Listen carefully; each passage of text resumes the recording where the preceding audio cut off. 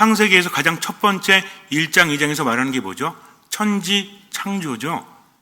그렇다면 우리가 이것을 통해서 무엇을 알아야 될까요?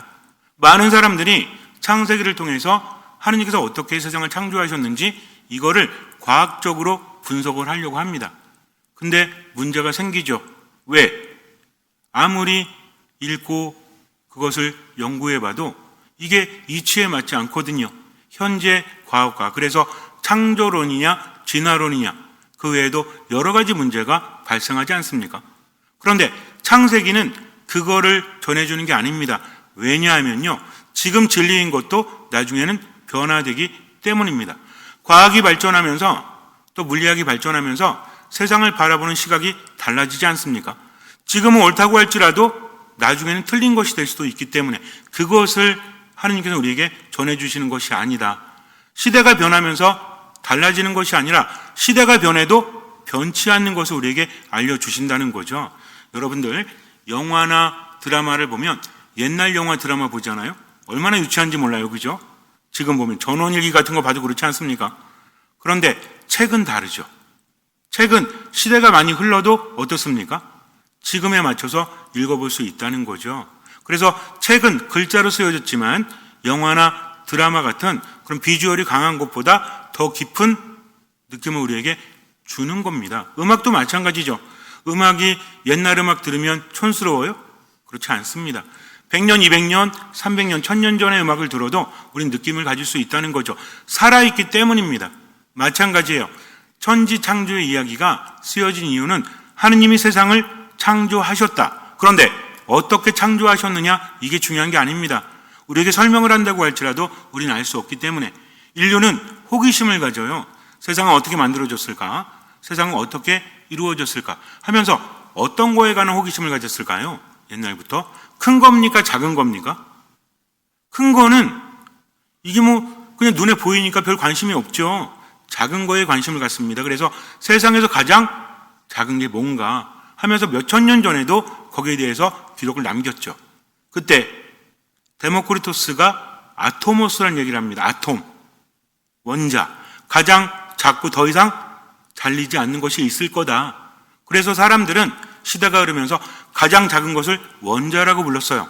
그리고 이것이 발견이 됩니다. 현미경이 발달하면서 알게 되었다는 거죠. 그래서 가장 작은 게 뭘까? 돌은 뭘로 이루어졌고 풀은 뭘로 이루어졌고 사람은 뭘로 이루어졌을까? 여기에 집중을 했다는 거죠. 그래서 원자를 발견하게 됩니다. 가장 작은 게 원자인 줄 알았죠. 그런데 또 뭐가 발견되죠? 발명되죠. 전자현미경 같은 더 작은 것들. 그걸 뭐라고 하죠? 미시세계라고 합니다. 거시세계와 미시세계가 있어요. 그동안 못 들어보셨어도 이제 들어보시면 돼요. 거시세계는 큰 세계예요. 근데 미시세계는 아주 작은 세계입니다. 무엇이 과학을 발전시킬까요?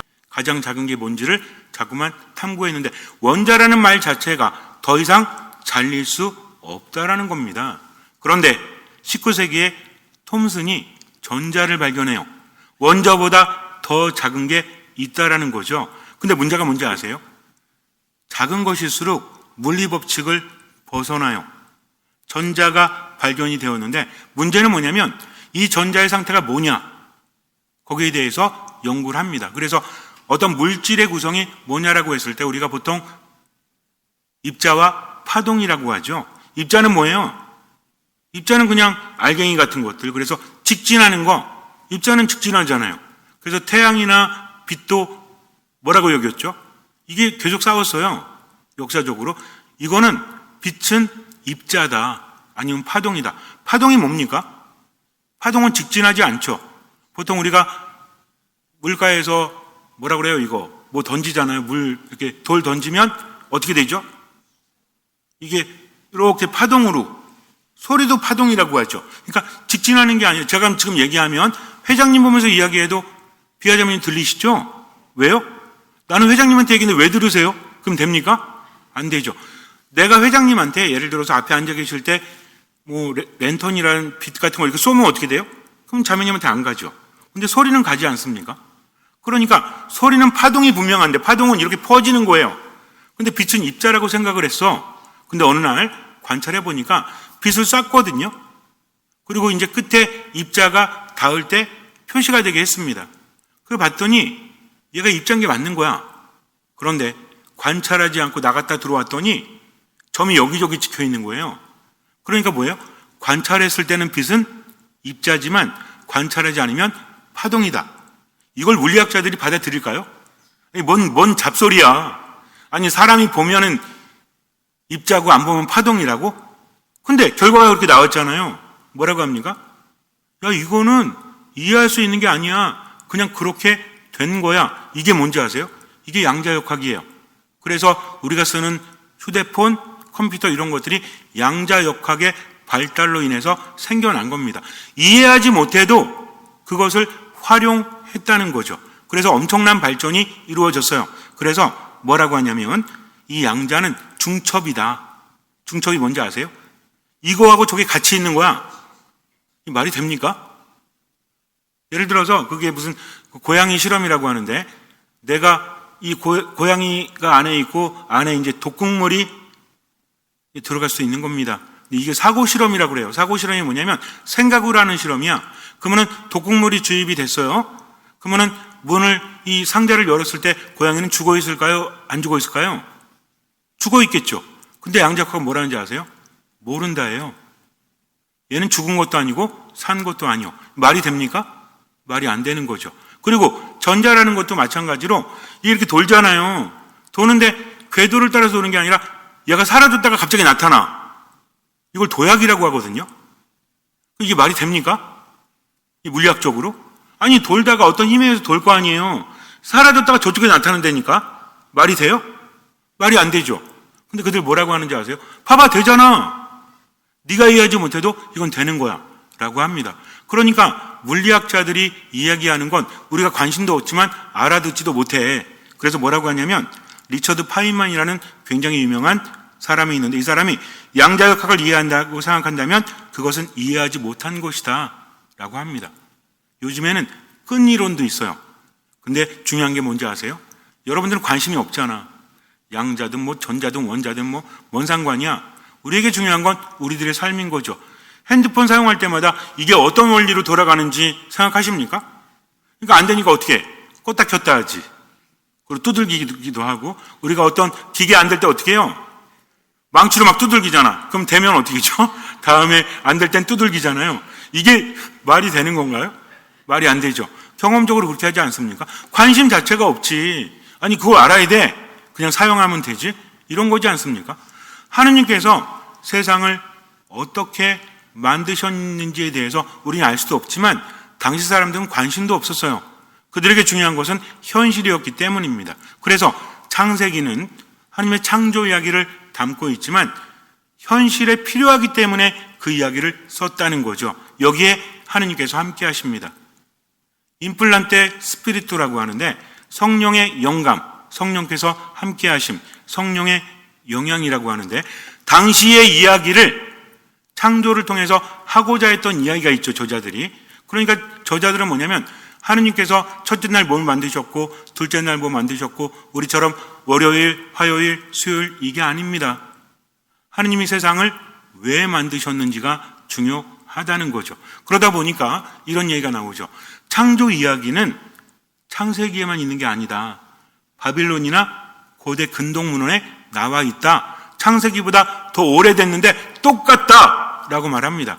노아의 홍수도 마찬가지고. 그러니까 우리는 이제 멘탈이 흔들리는 거지. 아니 성경에 나온 이야기가 그 전에 있던 다른 이야기라면 이거 베낀 거 아니야? 이렇게 생각이 되죠. 근데 그것은 현대 시각입니다. 베낀 것이 아니라 같은 자를 이용하되 전혀 다른 이야기를 하고 있다라는 거죠. 그래서 창세기가 왜 쓰여졌는지는 그 시대를 알아야 되는데 창조 시대를 안다는 게 아닙니다. 창세기는 나중에 쓰여졌어요. 그런데도 중요한 것은 왜 창세기를 썼는가? 이것은 하느님에 대해서 이야기하는 겁니다. 세상을 창조하신 하느님께서 지금도 함께 하신다. 그러니까 지금 힘들고 괴로운 거죠. 이 상황에서 창조하신 하느님이 당신의 뜻대로 우리와 함께 하시는 게 중요한 건 뭐다? 우리가 창조하신 하느님의 목적에 따라서 살아가야 한다라는 거였습니다. 그러니까 이 이야기는 어려울 때 쓰여진 거다라고 아시면 되는데 이스라엘 백성들이 창조 이야기를 두 가지를 쓰고 있죠. 그래서 1장부터 2장 4절 첫 부분까지가 첫 번째 창조 이야기고 2장 4절 두 번째 부분부터 2장 끝날 때까지가 두 번째 창조 이야기입니다. 이 이야기가 사뭇 달라요. 근데 이것도 마찬가지입니다. 그 이야기가 쓰여질 당시가 아니 나중에 이것을 합해서 창세기로 자리 잡았다는 거죠. 성경이라는 것은 어떤 계획하에서 창세기 쓰고 탈출기 쓰고 뭐 쓰고 이걸 한 번에 모아가지고 한 게 아닙니다. 그 시대별로 다르게 쓰여졌던 것들이 어느 시기에 모아진 거죠. 그래서 한 권의 성경이 된 겁니다. 그렇다면 창세기가 쓰여질 때하고 창세기가 모아질 때, 창세기뿐만 아니라 다른 성경이 모아질 때 목적이 있을까요, 없을까요? 있다는 거죠. 그러니까 창세기는 뭐냐면 쓰여질 당시의 이야기와 그것이 성경으로 모여질 때 이야기와 또 어디 이야기? 우리의 이야기. 누구와 나? 하느님과 나. 하느님과 우리의 이야기가 담겨져 있다는 거죠. 왜냐면요. 창세기가 쓰여질 때 사람들은 현대 물리학에 관심도 없어요. 아니 그때 사람들한테 아무리 얘기해도 못 알아들어요. 알아들을 필요도 없지. 왜? 우리도 관심이 없는데 그 사람들 관심이 있겠습니까? 글도 모르는데 먹고 살기 바빠 죽겠는데 거기 가가지고 세상이 어떻게 만들어졌을까요 하면서 세상의 가장 작은 단위는 원자가 아닙니다. 전자입니다. 양자역학입니다. 그럼 뭐라고 그럴까요? 저리 꺼져. 알아듣지도 못하는 말하고 우리한테 중요한 게 그게 아니야. 왜? 옛날에는요 지구가 둥근다는 것도 몰랐죠. 그래서 사람들이 바다에 나갈 때도 조심했어요. 왜? 멀리 나가면 뭐가 보이죠? 수평선이 보이잖아. 수평선에는 뭐가 있다? 낭떠러지가 있으니까 나가는 사람이 대단한 사람입니다. 목숨 걸고 나가는 거죠. 그러니까 누가 더 멀리 가나? 여기에 뭘 건 거야? 목숨을 건 거죠. 그러니까 대단한 사람들이었죠. 근데 우리 지금 그런 걱정해요? 배 타고 가다가 떨어질지도 몰라 그래요? 아니지 않습니까? 근데 이것도 한참 후의 시대야. 그러니 창세기가 쓰여질 때는 그런 관심도 없었고 또 놀라운 것은 그때 쓰여진 이야기가 우리에게도 메시지를 주고 있다. 이것이 하느님의 의도라는 것을 우리가 알아야 합니다. 그래서 창세기 읽을 때는 에덴 동산이 어디에 있고 또 세상이 첫째 날 둘째 날 이렇게 만들어졌다가 아니라 이것은 뭐다? 하느님이 세상을 왜 만드셨고 지금 우리에게 무엇을 바라시는지 나와 하느님의 이야기. 하느님은 창조주시다. 근데 하느님께서 어떻게 만드셨는지를 우리가 비교해서 알아야 되겠죠. 일단 첫 번째 창조 이야기와 두 번째 창조 이야기는 렌즈 생각하시면 돼요. 어떤 렌즈냐면 카메라 렌즈. 카메라 망원 렌즈로 당기면 어떻게 되죠? 그럼 멀리 있는 것도 가까이 보이죠? 딴 건 안 보여요. 근데 망원 렌즈 아니라 일반 렌즈로 하면 넓게 보이지 않습니까? 그러니까는 뭐를 확대하느냐, 확대하지 않느냐. 요즘에 여러분들 보면은 스마트폰 보면 손가락으로 이렇게 하면 어떻게 돼요? 확대되죠? 그럼 거기만 보이잖아. 나머지 안 보이죠? 전체 보려면 어떻게 해야 돼? 다시 모아야지. 또 사진 찍어, 우리가 10명의 사진 찍었는데 처음에는 딱 보잖아요? 그 다음에 누구 봐? 나 보잖아. 나 볼 때 어떻게 해? 늘려가지고. 아니, 왜 사진을 이따구로 찍었어? 다시 찍어야 돼. 뭐 이렇게 하잖아요. 마찬가지입니다. 첫 번째 이야기는 전체적으로 보는 거예요. 두 번째 이야기는 이걸 땡겨서 본다고 생각을 하시면 되는데 첫 번째 창조 이야기와 두 번째 창조 이야기는 시대가 달라요. 쓰여진 시대가 다르다는 거죠. 이스라엘 백성들이 정착을 했죠. 왕정 시대가 됐죠. 근데 그들에게 중요한 게 뭐다? 하느님과의 계약인데 그들이 잘못하면 뭐 받는다? 벌 받는다. 그 벌의 형태가 뭐죠? 다른 나라에 쳐들어오는 거야. 그럼 그들은 뭐 합니까? 우리가 국력을 키워야 되겠다. 이 생각보다는 뭐 하는 거예요? 우리가 하느님께 죄를 졌구나. 뭘 해야 되겠다? 회개를 해야 되겠다. 지금도 마찬가지입니다. 이스라엘 백성들이 그래서 무서운 거예요. 그들은요 절대로 꺾이지 않아요. 왜? 하느님께서 우리와 함께 하시니까. 그러니까 나라가 없어진 지 2000년 만에 또 나라 세웠잖아요. 지금도 이스라엘 백성들이 많지 않죠? 근데 전 세계를 주물락 펴락하고 있지 않습니까? 머리 굉장히 좋다고 하죠. 생각해 보세요. 전 세계 수많은 민족들이 있는데 어떤 민족이 가장 머리가 좋대? 한국 사람? 그건 좀 국뽕이고 뭐 사람마다 다르겠지만 이게 맞다는 말이 아닙니다. 왜? 세계적으로 유명한 석학들이 누구야? 유태인들이거든요. 세계적으로 개발을 많이 한 사람이 누구야? 유태인들이거든요. 그러니까 유태인들이 대단하다. 이들의 뭘 배우자? 학습 방법을 배우자. 그래서 탈무드식 교육이다. 탈무드식 학원이다. 이런 말 하잖아요. 근데 그 모든 것들은 뭐가 없으면 안 돼요? 하나님에 대한 신앙이 없다면 의미가 없다는 거죠. 그러니까 유대인들 배우려면 누구 믿으면 돼? 하느님 믿으면 돼요. 그들은 모든 것을 그 안에서 해석을 하니까 이건 정말 대단한 겁니다. 근데 우리는 어떻게 하죠? 아우, 뭐 삼재가 꼈나? 이게 뭐 사주팔자가 안 좋은가? 그러면 대화 안 돼요. 안 되는 거죠. 내가 힘들 때는 내가 하느님 안에 머무는가? 하느님 안에 머물지 못하는가? 이 이야기가 성경의 이야기라는 겁니다. 그런데 첫 번째 이야기도 마찬가지입니다. 왕정국가를 이루고 살다가 신바빌론이 쳐들어오는데 이것도 좀 복잡한데 간단하게 말씀드릴게요. 원래 바빌론이라는 나라가 있었어요. 근데 이 나라가 없어지고 나중에 신바빌론이 나오게 됩니다. 근데 그들은 자신들을 신바빌론이라고 부르지 않았어요. 우리가 지금 나누는 겁니다. 그러니까 구바빌론이나 신바빌론이나 다 바빌론이라는 이름이라는 거죠. 우리나라도 마찬가지잖아요. 고조선과 조선이 있죠. 그럼 옛날에 고조선이 자기들을 고조선이라고 불렀을까요? 아닙니다. 조선이라고 불렀어요. 나중에 조선을 개국하면서 옛날 조선은 뭐라고 부르는 거죠? 고조선이라고 부르는 겁니다. 어쨌든 신바빌론인데 그들이 쳐들어옵니다. 그래가지고 성전을 무너뜨리죠. 그리고 이스라엘 백성들을 끌고 가죠. 이걸 뭐라고 부르죠? 유배 시대라고 부릅니다. 다른 나라에 가서 살면서 얼마나 서럽고 힘들었을까요? 근데 그들은 어떻게 해석하죠, 이거를? 우리가 하느님 안에 머물지 못했으니까 벌을 받는구나. 그럼 어떻게 해야 되겠다? 회개하면 언젠가 돌아갈 거다. 그들에게서 가장 큰 충격은 뭐였습니까? 성전이 무너진 거죠.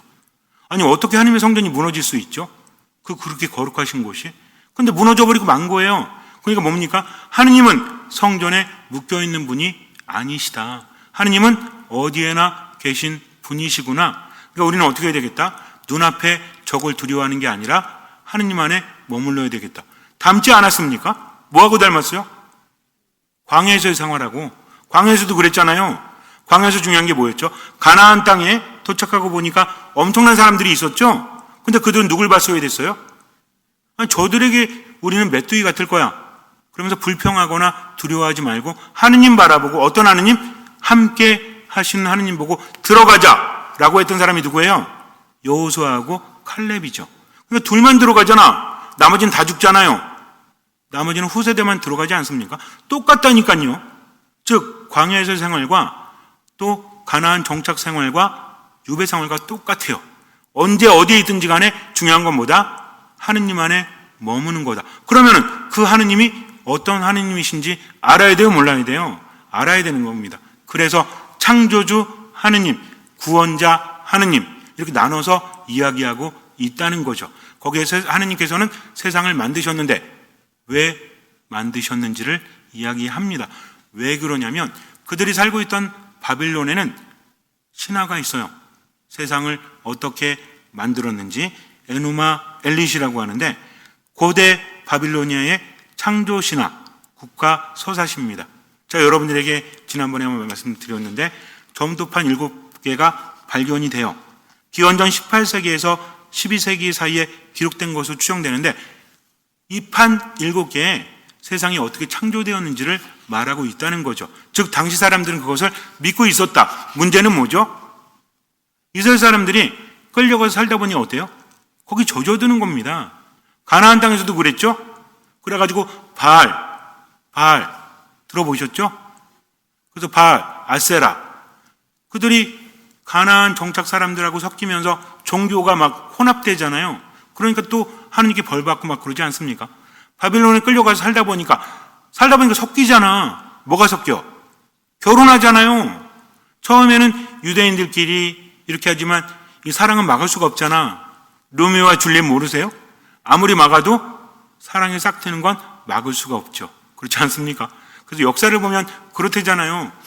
그 네안데르탈인, 그다음에 호모사피엔스, 원래 이 종이 다른다고 하죠. 그래가지고 원래는 우리가 호모사피엔스 종이라고 하잖아요. 그래요. 어쨌든 그래서 인류를 보면 현생 인류가 있고 그 전에 인간이랑 좀 다르게 힘세고 좀 무식하고 몸은 작은 뇌는 작은 네안데르탈인 이게 있었대. 근데 머리가 좋다 보니까 힘센 사람들이 진 거요. 남아있진 않은 거죠. 이랬다고 생각을 했습니다. 그런데 발견된 것들을 보니까 호모사피엔스하고 오스트랄로피테쿠스하고 결혼했대. 거기서 아이가 태어난 증거가 나오고 있으니 학계가 뒤집히고 있죠. 그러니까는 이 사랑은 종도 못 마고 사랑엔 국경도 없대, 나이도 없대. 그렇지 않습니까? 이런 얘기하면 와닿지가 않아, 우리 본당에서는. 어쨌든 그렇습니다. 그러니까 바빌론 사람들과 섞이게 되죠. 그러면은 결혼한다는 게 뭐예요? 서로 사랑하니까 만날 때만 기쁘고 헤어지는 겁니까? 함께 산다는 건 뭐죠? 문화가 합쳐진다는 겁니다. 집안이 합쳐진다는 겁니다. 그러다 보니 어때요? 그들의 신의 영향을 받을 수밖에 없는 거야. 그래서 바빌론의 다신교라고 하거든요. 신들이 되게 많아. 이것도 닮지 않았어요? 뭐랑? 이집트에서 많은 신들을 섬기게 됩니다. 그러면서 그들도 그렇게 믿었던 거죠. 여기서 창조 설화를 보면 생명의 근원이 뭘까요? 물질 중에서 한번 생각해 보세요. 여기 세상에 있는 물질 중에서 생명의 근원이 되는 게 뭐죠? 우리 뭐 없으면 못 살아. 예? 공기 말고 눈에 많이 보이는 거 물이죠. 물 없으면 못 살잖아요. 밥 못 먹어도 어느 정도는 살잖아요. 근데 물 없으면 오래 못 살죠. 인간의 몸에 몇 프로 이상이 70% 이상이 물로 되어 있기 때문에, 그러니까 물이 생명의 근원입니다. 물은요 죽음을 상징하기도 하고 정화를 상징하기도 하지만 생명을 상징하기도 하죠. 그러니까 뭐가 있어야 돼? 옛날에는 물이 있어야죠. 그러니까는 세계 4대 문명도 어디를 중심으로 발달합니까? 나일강, 황후 무슨 강 이런 거 있잖아요, 그죠? 강을 중심으로, 이거 까먹었네. 가만 있어봐. 인더스, 유프라테스? 아무튼 나이가 들면서 이제 깜빡해요. 어쨌든 중요한 건 우리나라도 어디를 중심으로 상호시대 보면 여기 차지하려고 엄청 싸웠죠. 한강. 국사 시간에 배웠잖아요. 한강을 차지하면 발전하는 거야, 삼국시대가. 그게 그냥 우리가 책으로 배우면 안 된다니까. 왜? 물이 있으면 농사짓기가 편하고 땅이 윤택하게 되기 때문입니다. 그러니까 물이 생명의 근원이라는 거죠. 그러니까 태초의 신이 누구다? 물이다. 근데 말씀드렸었죠. 물도 두 가지가 있잖아. 짠물과 민물이 있잖아요. 그래서 민물의 신 압수, 바닷물의 신 티아맛이 부부였다. 근데 민물 신이 남편이고 바다신이 부인이에요.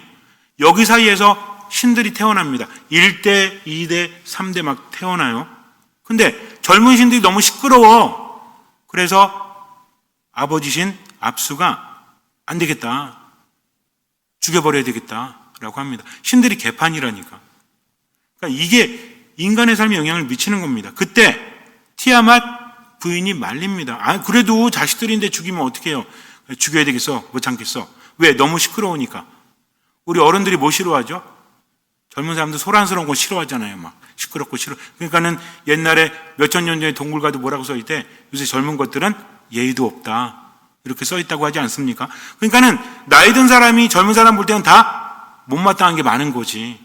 여러분들은 안 그렇죠? 그런 사람을 전문용어로 뭐라고 하죠? 꼰대라고 하는 거죠. 어쨌든 근데 젊은 사람들 정보가 빠르잖아. 지혜의 신 에아가 이것을 눈치챕니다. 젊은 신이. 그래가지고 압수를 먼저 죽여버려요. 자기 조상을 먼저 죽여버리는 거야. 그래서 이 다신교의 신하들을 보면 완전 개판입니다. 그러니까 이제 말렸던 티아맛이 눈이 도는 거지. 왜? 남편 죽였잖아. 그래서 괴물 군대를 만듭니다. 그리고 새로운 남편 킹구를 사령관으로 세워서 저들을 죽여버리자 그래요. 이때 젊은 신들이 이제 겁을 먹었겠죠. 그래가지고 에아의 아들, 아까 말했던 지혜의 신 에아의 아들 마르둑, 이 마르둑이 되게 중요한 신이거든요. 마르둑을 찾아가서 구해주면 당신을 왕으로 삼겠소. 신들의 왕이 되는 거지, 이렇게 말합니다. 그랬더니 마르둑이 알겠다고 하면서 강력한 폭풍 그리고 화살로 티아맛을 살해합니다. 그리고 티아맛의 사체를, 그러니까 어머니죠, 신들의 어머니, 이 사체를 반으로 찢어가지고, 여러분들 이거를 되게 잔인하다 이렇게 들으면 안 돼요. 이거는 신화입니다. 신화. 뭘 만드냐면 하늘과 땅을 만들어요. 이게 창조설화보다 더 오래된 이야기입니다.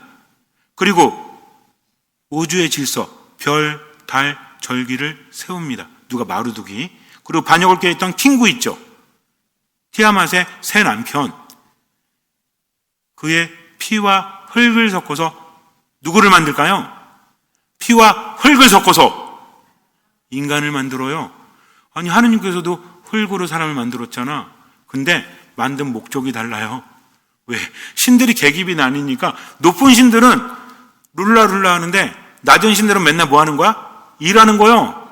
그러니까 왜 우린 맨날 일을 해야 됩니까? 하고 불만을 일으키니까 어때? 알았어. 니네들 노동을 대신할 존재를 만들게. 그래서 만든 존재가 누구다? 인간입니다. 고귀한 존재가 아니에요. 그러니까 맨날 힘들게 노역해도 당연한 거요. 불만을 가지면 돼요, 안 돼요? 그러니까 그 신들은 다 뭐라 그래? 불만 가지고 죽여버릴 거야. 이렇게 되는 겁니다. 뭔 얘기인지 아시죠? 어차피 신들도 서로 죽였거든. 근데 노동의 대역으로 만든 인간을 하찮게 여길 수밖에 없겠죠. 여기에 젖어드는 겁니다. 그러다 보니까 그들은 인간이 창조된 건 뭐다? 일하기 위해서다. 인간은 비참한 존재다. 인간은 노예다. 그러니까 바빌론에서 노예 생활하고 힘든 삶하면서 이걸 받아들이는 겁니다. 그냥. 그러니까 어때요? 무기력하고 힘들고 괴로운 거죠. 이때 아니라고. 세상은 그렇게 창조된 게 아니다 하면서 쓰여진 게 뭐다? 창세기 1장의 창조 이야기입니다. 그래서 하느님을 보잖아요. 어떻게 만드세요? 하느님 홀로 만드세요. 재료가 필요 없어요. 그래서 첫째 날, 둘째 날, 셋째 날에 공간을 만드시죠. 하늘과 땅을 만드시는데 아직 땅이 드러나지 않고 물로 꽉 차 있죠. 이거 어떻게 합니까? 궁창을 만들어서 나누잖아요. 그리고 땅을 마르게 하죠. 이거 사흘 동안 공간을 준비하십니다. 그 다음에 어떻게 해요? 땅의 식물들, 하늘의 뭐들? 새들, 바닷물의 물고기들, 또 하늘이라는 창공의 별들, 이런 것들을 만듭니다. 그래서 하나님께서 만든 공간을 만들고 빛을 만들고 낮과 밤을 구분하신 다음에, 그러니까 이거를 조금은 이렇게 뭐라고 할까? 좀 이해하기 좀 어렵게 좀 산만하게 배치가 되어 있지만 전체적으로 보면 3일 동안 공간 만드시는 거예요. 그리고 3일 동안 이걸 채우시는 겁니다. 계획된 거죠. 누구 같아요? 건축가 같죠? 하느님은 정교하게 세상을 만드셨고 또 당신을 닮은 인간을 만드셨다. 노예가 아니라 당신을 닮은 인간을 사랑으로 만드셨다. 여기서 뭐라고 합니까? 남자와 여자로 만드셨다. 여자는 갈빗대, 남자의 갈빗대. 이건 2장 얘기고요. 1장에서는 동등합니다. 2장도 마찬가지야. 그러니까 남자들이 뭐라 그래? 여보, 당신은 내 갈빗대요. 그러니까 갈빗대가 온몸한테 까불면 돼, 안 돼? 그건 무식한 얘기입니다. 이거 뭔 얘기인지 아세요? 갈빗대를 뽑아서 만들었다는 건 둘이 아니라 하나다. 이걸 강조하는 거지. 그냥 뭐 남자한테 속해 있는 거다, 남자의 소유물이다, 이런 얘기가 아닙니다. 잘 알아들으셔야 돼요. 어쨌든 중요한 게 뭐다? 하느님은 7일째 쉬셨다 하면서 창세기 1장을 보면 세상을 어떻게 만들었는지 건축가처럼 아주 자세하게 나옵니다. 2장은요, 하느님과 인간의 사랑 이야기, 에덴 동산 얘기입니다. 뭔 얘기인지 아시겠죠? 창조 이해가 두 개가 나오지만 서로 다르지만 하나이다 라고 아시면 되는데, 어쨌든 여기서 중요한 게 뭐다? 하느님은 어떤 분이시다? 다른 신들처럼 무능하지 않다. 바빌론의 신들을 보면 어때요? 서로 싸우고 무능하고 사랑도 없고 막 죽고 막 그러잖아요. 하느님은 그렇지 않은 거죠. 그래서 하느님은 어떤 분이시다? 유일하시고 영원 전부터 계시며 온 우주의 주관자이시고 하느님께 대들 신은 없다. 하느님 앞에서 그 누구도 그럴 수 없다. 보세요. 창조신도 죽었잖아요. 그렇지 않습니까? 반란 일으켜서 마루둑이 신들의 왕이 됐죠. 근데 하느님은 영원 속에 계시고 그 누구도 하느님을 위협할 수 없다. 그런 분이시다. 그리고 전쟁과 사륙으로 세상을 만들었죠. 신 찢어가지고, 엄마 신 찢어가지고 하늘과 땅을 만들고, 그 다음에 킹구 피하고 흙을 섞어서 사람 만들었고 노예로 부렸잖아요. 근데 하느님은 어떻게 만드셨다? 무로부터 창조하셨다. 필요 없다. 사랑으로 창조하신 거죠. 인간은 누구다? 신들의 노예가 아니라 하느님의 모상, 임하고 대이다. 그러니 뭐다? 존귀하다. 그러니 너희들 이러면 안 돼. 우린 존귀한 존재야. 우린 돌아가야 돼. 우린 노예가 아니야. 그러니 힘을 내라. 우리가 뭐 하면 된다? 회개하면 된다. 하느님 안에 머물면 된다. 이걸 이야기하기 위해서 뭘 쓴 겁니까? 창조하기 썼죠. 근데 우리는 이 창조 이야기 가지고 가만히 있어봐. 첫날에 뭘 만들었고 두 번째 날 뭘 만들었으니까 이게 과학적으로 말이 돼? 이러면 대화 안 돼요. 의도 자체가 다른 거니까. 중요한 건 뭐다? 하나님은 유일하시고 전지전능하시고 인간을 당신의 모상대로 만드셨다 이겁니다. 그러니까 우리는 하느님 안에 머물고 우리 자신은 어떤 존재다? 고귀한 존재다. 하느님은 닮은 존재니까 힘을 내라 라는 메시지를 전해주는 겁니다. 뭔 얘기인지 아시겠죠? 뭐 외우지 못하셔도 느낌만 가지면 돼. 그리고 두 번째 창조 이야기는 뭐라고 그랬죠? 2장 4절 이하에 나오는 겁니다. 그래서 이게 좀 다른 게 뭐냐면 첫 번째 창조에서는 하느님을 엘로힘이라고 불러요. 두 번째는 야훼라고 부릅니다. 그러니까 말하는 게 다른 거지. 엘로힘은 전능하신 분, 엄청나신 분 이런 뜻이에요. 야훼는 뭐예요? 나는 곧 나다 라는 겁니다. 그러니까 이걸 나누는 이유가 뭐냐면 하느님에 대한 호칭이 다른 겁니다. 뭔 얘기인지 아시겠죠? 그러니까 다른 건 몰라도 1장과 2장은 하나이지만 하느님을 다르게 부른다. 이 정도는 기본적인 상식으로 알아두고 까먹으면 돼요? 안 돼요? 괜찮아요. 까먹어도 돼요. 근데 두 번째 창조 이야기에서는 하느님이 인간을 정성스럽게 만드십니다. 마치 바빌론의 이야기처럼 흙으로 만드셔. 대신에 흙과 신의 피가 섞인 노예가 아니라 하느님께서 어떻게 만드십니까? 정성스럽게 마치 모처럼. 옛날에 사랑과 영혼 보셨나요? 영화 뭐 안 보셔도 어쩔 수 없지 뭐. 보면은 패트릭 스웨이지하고 누구죠 여자? 데미 무어하고 진혁이 이렇게 오 말로 마이 달링 뭐 이런 거 모르세요? 패스. 어제 그러면서 이렇게 막 하잖아요. 이렇게 그거 있잖아요. 그러니까 정성스럽게 인간을 흙으로 빚으신 다음에 어떻게 합니까? 숨을 불어넣어 주시죠.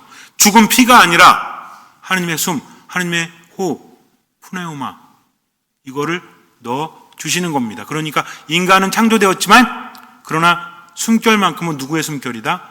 하느님의 숨결이다. 그래서 우리도 하느님의 숨결을 지닌 고귀한 존재다. 이렇게 만든 겁니다. 그럼 이건 언제 만들었을까요? 이 이야기는 사실은 더 먼저 쓰여진 겁니다. 첫 번째 이야기보다. 그래서 바빌론 유배 전이면 왕정시대. 왕정시대 그럼 누구 떠오르죠? 다윗과 솔로몬 왕으로 이어지는 그 시기. 초기 이스라엘 왕국에서 만들어졌죠. 왜 만들어졌을까요? 자, 정착을 했죠. 왕이 생겼죠. 그럼 아직은 불안해요? 안 불안해요? 아직 불안하지. 전쟁도 있었고 솔로몬이 왕 될 때 얼마나 힘들었어요. 그러니까 그때 국가의 기틀을 잡는 거다. 그러면서 뭡니까? 하느님께서 우리와 함께 하시니까 힘을 내자. 이겁니다. 우리처럼 무슨 뭐 그런 거 있잖아요. 육룡이 나르샤 그러면서 용비어천가? 이성계를 태조로 만들기 위해서 그 전의 조상들을 신격화시키는 게 아니라 족보를 보면 어때요? 아담부터 보면 족보에는 허점투성이라니까 인간은. 그러니까 인간은 희망이 없는 거야. 누구에게 희망을 두는 거죠? 하느님. 그러니까 인간적인 왕이 아니라 우린 누가 선택했다? 하느님이 선택한 하느님의 백성이다. 그러니 뭐해라? 힘을 내자 하는 겁니다. 그래서 그들이 누구인가? 우리가 주변 민족들과 함께 섞여서 살지만 그래도 우리는 하느님의 소중한 피조물이다. 이런 겁니다. 그래서 이 창세기 이야기는 함께 하시는 하느님, 그 하느님이 어떤 분이시다? 이게 중요해요. 이제 우리한테 중요한 거죠. 그죠? 우리가 창세기를 읽으면서 뭘 느껴야 돼요? 하느님 우리와 함께 하시면서 어떤 분이시다? 하느님은 전지전능하시다. 그리고 또 뭐예요? 하느님은 우리와 함께 하신다. 하느님은 유일한 창조주이시다. 뭐에서 뭐를 만드셨다? 재료가 필요한 게 아니라 무에서 유를 만드셨다. 아무 재료도 없는 상태에서 오직 사랑의 말씀만으로 그리고 우리에게 당신의 호흡을 내어주셨고 우리는 누굴 닮았다? 하느님을 닮았다. 그리고 이 세상 모든 것들은 우연으로 나온 게 아니라 구체적인 계획 속에서 마치 건축가이신 하느님께서 공간을 만드시고 거기를 채우듯이 모든 계획 안에서 우리를 만드셨다는 거죠. 그러니까 살아갈 이유는 있습니까? 없습니까? 나이 들고 능력도 없고 요새는 입맛도 떨어지고 이러면 점점 감각 떨어지고 이제 죽을 때가 된 건가? 그러면 돼요? 안 돼요? 안 되죠. 왜? 창세기 이야기는 세상 창조 이야기뿐만 아니라 누구로 이어집니까? 아브라함으로 이어지잖아요. 아브라함의 이야기도 창세기 이야기거든요. 아브라함이 어떤 사람이에요? 나중에 말씀드리겠지만 창세기 보잖아요. 그러면 아담과 하와와 또 하나님께 창조하신 얘기 빼고 나머지 보면 한 집안 얘기야. 아브라함, 이삭, 야곱과 에사우, 야곱의 아들들 중에서 요셉 12지파. 그러니까 몇 대 얘기예요? 4대? 이게 간단하다니까. 성경이 어려운 게 아니라니까. 되게 많이 퍼져 있어도요, 그냥 그 네 사람 이야기인데 아브라함부터 얼마나 힘들었어. 하느님의 멍사는 안 힘들어요? 아브라함 힘들었어요? 안 힘들었어요? 힘들었죠. 이삭은 죽을 뻔했잖아. 그렇잖아. 아버지가 죽이려고 그랬잖아. 이삭의 아들들은 야곱과 에사우 서로 싸워가지고 에사우는 어때요? 야곱하고 찢어지잖아. 또 엄마가 또 야곱 편 들고 막 그래가지고 좀 집안이 좀 어수선하지 않습니까? 야곱의 아들들은 형제들이 요셉을 시기해가지고 죽이려고 하다 팔아버리잖아요. 이런 집안이라니까. 그런데도 불구하고 누가 함께 하셨기 때문에? 하느님께서 함께 하셨기 때문에 그 창세기를 우리가 읽으면서 느껴야 될 건 뭐냐면 창조된 모든 것은 좋은 거다. 하느님께서 의미 있게 만드셨다. 그러니 보시니 좋았다라고 말하죠. 창세기에서 보면 하느님께서 만드시고 나서 뭐래요? 보시니 마음에 안 들어서 다시 이래요? 보시니 좋았다. 나를 만드시고 보시니 좋았다. 마치 부모가 갓난아이를 보면서 미소 짓듯이. 우리 성모 회장님 손주 보면 어때요? 너무 이쁘잖아요. 그죠? 왜 이뻐? 얘가 돈 벌어와서? 얘가 말을 잘해서? 그냥 이쁜 거예요. 하나님도 우리 그렇게 보신다니까. 잘 살아서 이쁜 게 아니라 그냥 이쁜 거야. 그러니 어떻게 살아야 돼? 하느님 안에 머무는 거죠. 나는 나쁘지 않습니다. 그래서 우리는 성선설이에요. 그 다음에 인간은 하느님의 작품이고 하느님을 닮은 존재다. 마스터피스, 걸작품이라고 하죠. 그러니까 맨날 불평하면서 그렇게 살면 돼요? 안 돼요? 그러니까 생긴 대로 살아야 됩니다. 그리고 세상 만물은 선하게 사용되어져야 한다. 그리고 하느님 믿고 힘을 내라. 이게 창조의 이야기입니다. 아시겠죠? 그러니까 창조 이야기는 우리들의 이야기고 함께 하신 하느님께는 불가능함이 없고 하느님은 세상을 당신의 계획대로 만드셨고 우리를 당신의 모상대로 만드셨으니 지금 힘들어도 어떻게 하면 된다? 하느님 안에 머물면 된다. 이거 알면 됩니다. 아셨죠? 오늘 들으신 거 다 까먹으시고 중요한 건 어쨌든 하느님 안에 머물고 지금도 하느님의 창조는 계속 되어지고 있다. 하느님의 섭니다. 그러니 모든 것을 맡기고 살아간다. 아셨죠? 잠시 눈을 감으세요. 하느님은 세상을 태워 감는 시계처럼 만들어 놓고 방관하시는 분이 아니십니다. 당신의 의도대로 세상을 만드신 것처럼 지금도 함께 하시면서 우리에게 호흡을 불어넣어 주십니다. 우리는 하느님 안에 머물러야 돼요. 우리는 하느님을 닮은 고귀한 존재들이기 때문입니다. 그러니 썩어 없어질 세상에 매이기보다는 하느님 바라보면서 기뻐하며 기도하며 감사하면서 또 생긴 대로 베풀면서 의미 있는 존재로 살아가세요. 힘들고 괴로울 때는 하느님 바라보면서 힘을 내고 하느님 감사합니다 하면서 지금을 살아가고 나머지는 맡기세요. 할 수 있는 만큼 보이는 만큼만 하면 됩니다. 주님께서는 그 믿음을 보시고 우리 삶에 놀라운 기적을 일으켜 주실 것입니다. 아멘.